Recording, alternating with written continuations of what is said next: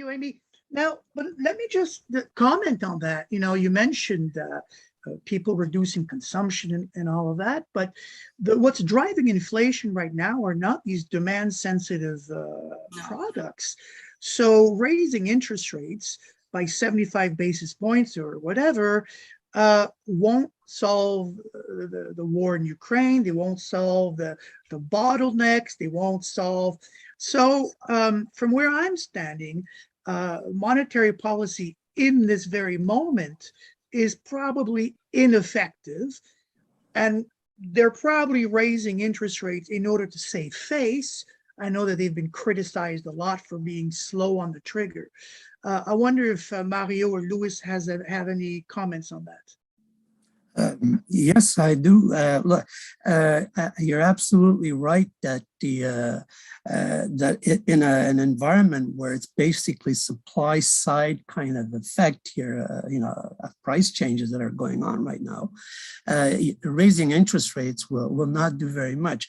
What they're trying to do, though, is, and that's where it is a problem, is that it will not much impact on the inflation rate, which is really, a lot of that is almost internationally determined, not completely, obviously. There is stuff that is domestic here too. Now, housing prices is a good example.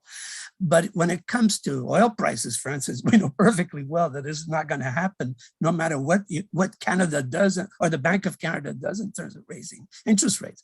However, what they're trying to do is something else, which is that it will create unemployment problems. You'll create more recessionary kind of environment in place here. And by so doing, what you want to do is stop wage growth, especially, from trying to catch up with this inflation. Okay.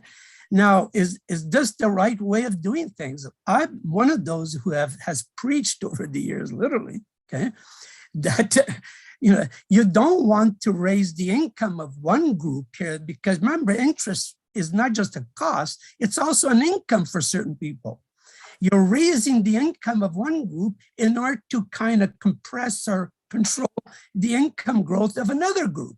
And to me, that is a terribly bad way of dealing with a problem which should be dealt with, I think, differently in this case, through, I would call a more cooperative kind of, arrangement here, rather than through what I would see as a more adversarial kind of way of dealing with it.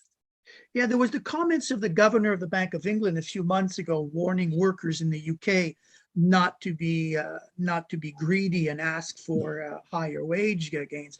Luis, anything to add?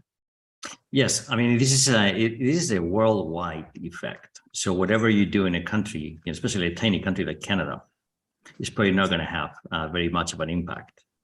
So that's one thing. The other thing is, as Mario was saying, I completely agree with everything that Mario said. Okay,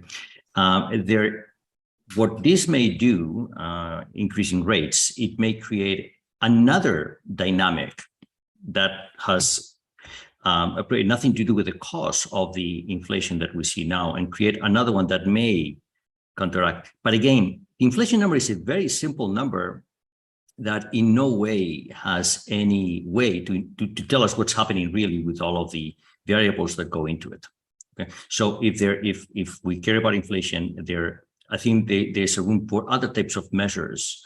I don't think the monetary policy is going to be, it hasn't been effective in the last 14 years. I don't think it's going to be effective going forward.